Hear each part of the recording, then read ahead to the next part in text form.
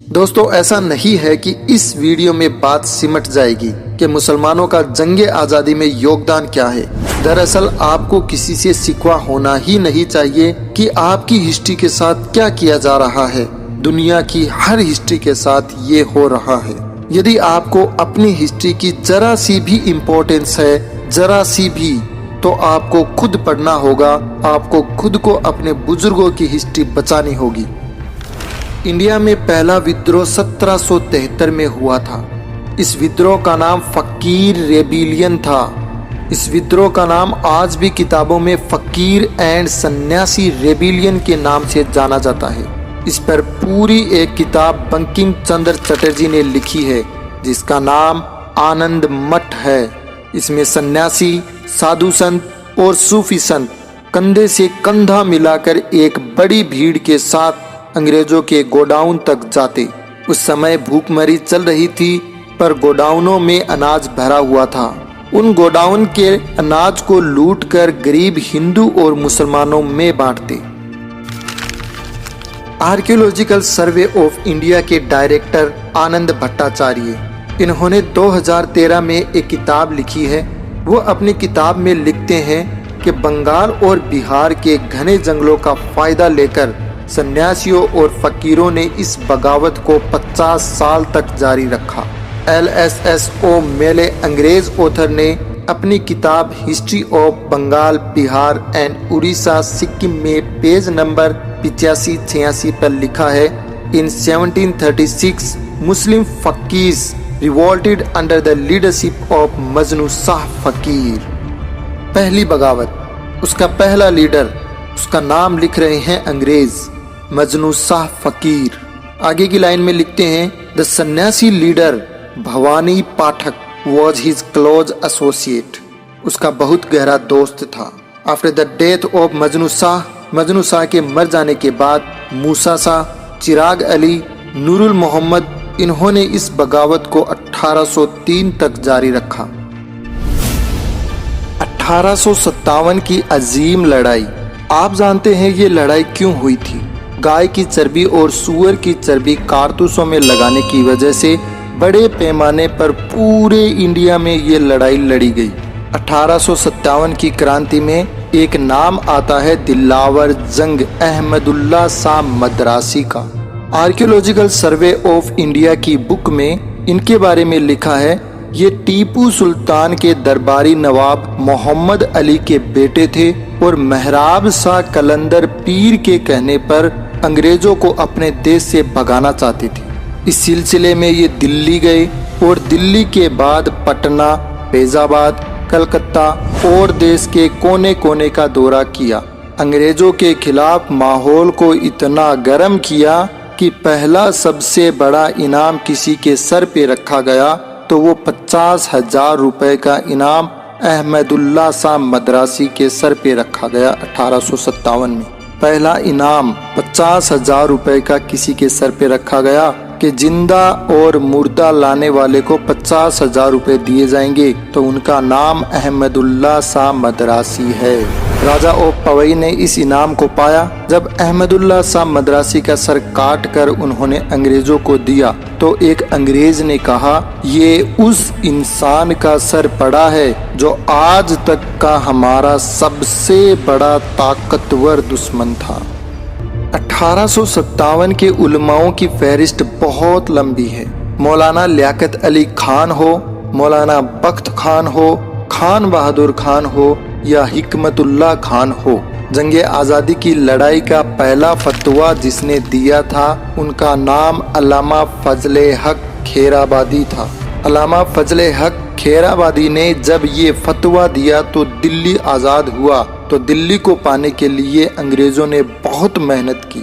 Lieutenant Hodson वो शख्स थे जिन्होंने दिल्ली को दोबारा जीता। वो अपनी किताब में लिखते हैं, हमें इंग्लैंड से टेलीग्राम आया था और उस टेलीग्राम में लिखा था, 1857 की बगावत दरअसल मुसलमान उलमाओं की बगावत है। जहाँ पर भी टोपी और दाढ़ी वालों को देखो, इन्हें बिना मुकदमे के लटका दो। आगे वो अपनी किताब में लिखते हैं, फिर क्या था, दाढ़ी और टोपी वालों को ढूंढ ढूंढ कर निशाना बनाते।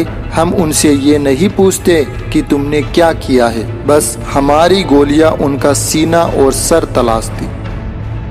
18 जनवरी 1861 में द टाइम्स अखबार जो लंदन से निकलता था, उसमें लिखा गया कि अंग्रेज सरकार उलमाओं के दिल में हमेशा के लिए डर बिठाना चाहती थी, इसलिए नफिस उलमाओं को सूअर की चमड़ी में जिंदा सिया गया और सूअर की चर्बी के खिलाफ फतवा देने वाले मुस्लिम उलमाओं को जबरदस्ती पुर खिलाया गया। ये कुर्बानियां हैं जो आपके आलिमों ने दी है।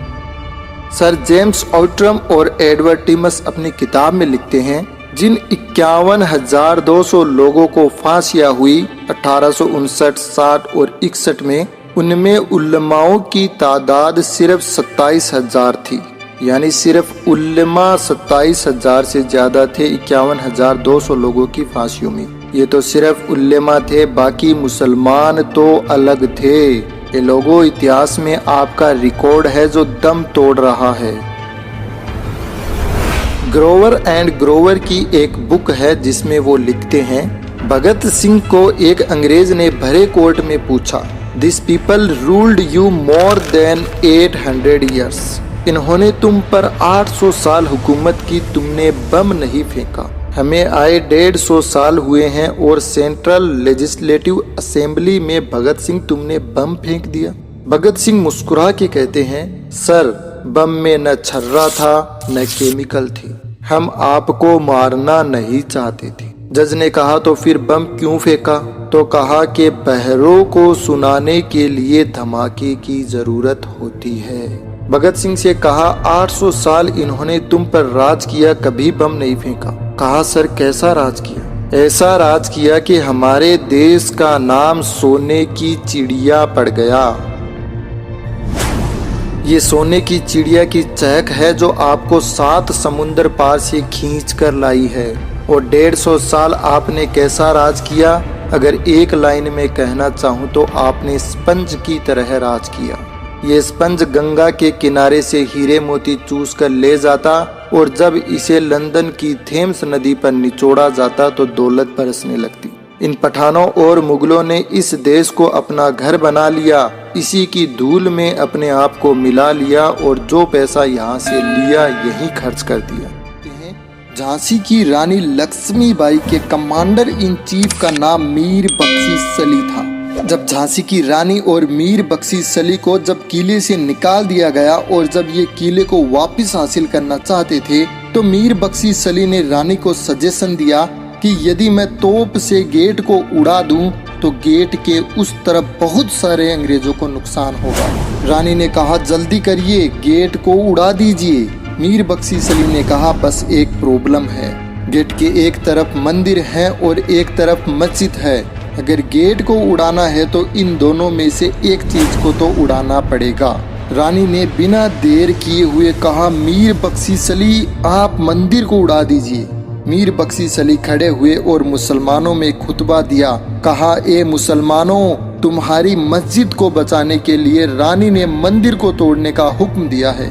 आओ अहद करे अल्लाह के नाम पर, जब तक खून की आखिरी बूंद बाकी होगी रानी पर आंच नहीं आने देंगे। किताबों में लिखा है, पहले मीर बख्शी सली मारे गए थे और बाद में रानी को मार दिया गया था।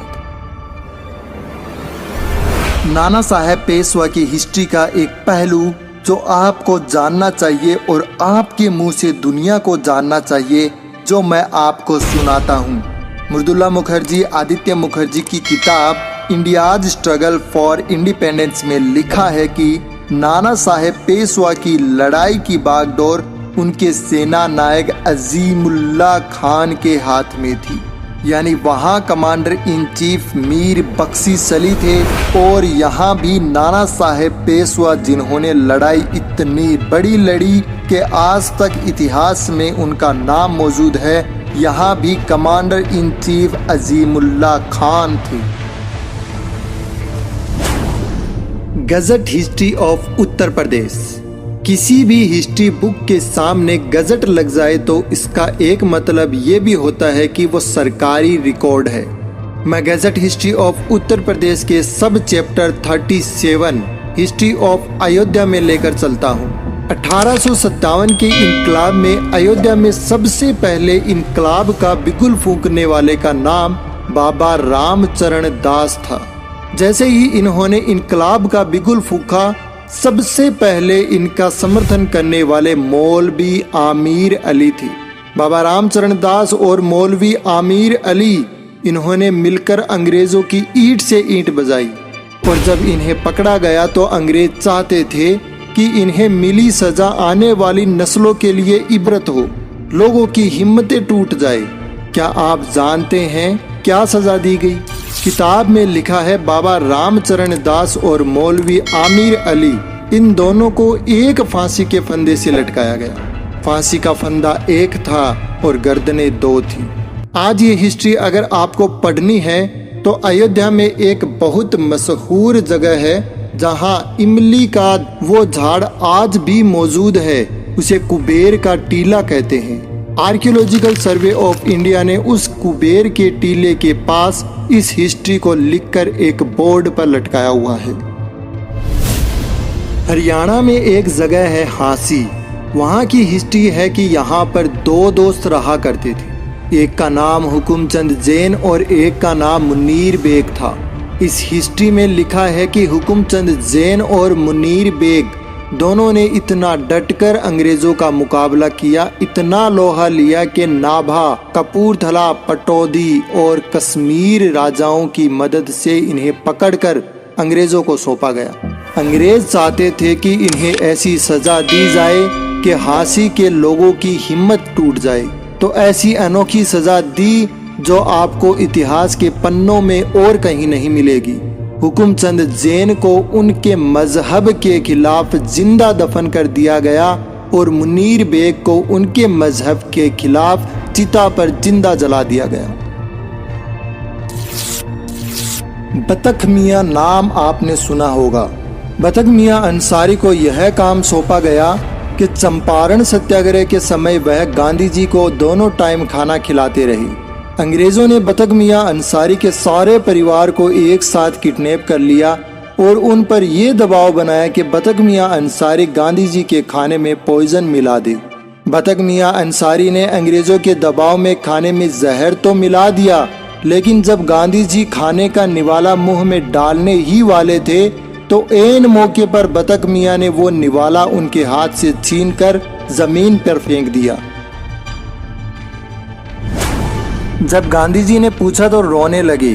कहा, अंग्रेज उद्योगपतियों ने कल मेरे बच्चे की लाश भिजवाई है।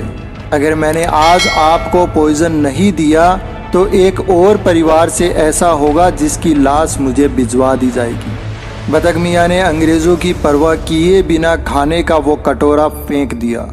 ए मोतिहारी के लोगों, मैं उस वक्त वहाँ मौजूद था और मैं आज आपके बीच राष्ट्रपति बनकर आया हूँ और गांधी जी की जान बचाने के एवज में इस बतख मियां अंसारी को 50 एकड़ जमीन मोतिहारी में देना चाहता हूँ। ये जिसकी स्पीच का टुकड़ा है वो हमारे भारत के पहले राष्ट्रपति बाबू राजेंद्र प्रसाद थे, जिन्होंने 1950 में बतख मियां अंसारी को 50 एकड़ जमीन का टुकड़ा देना चाहा।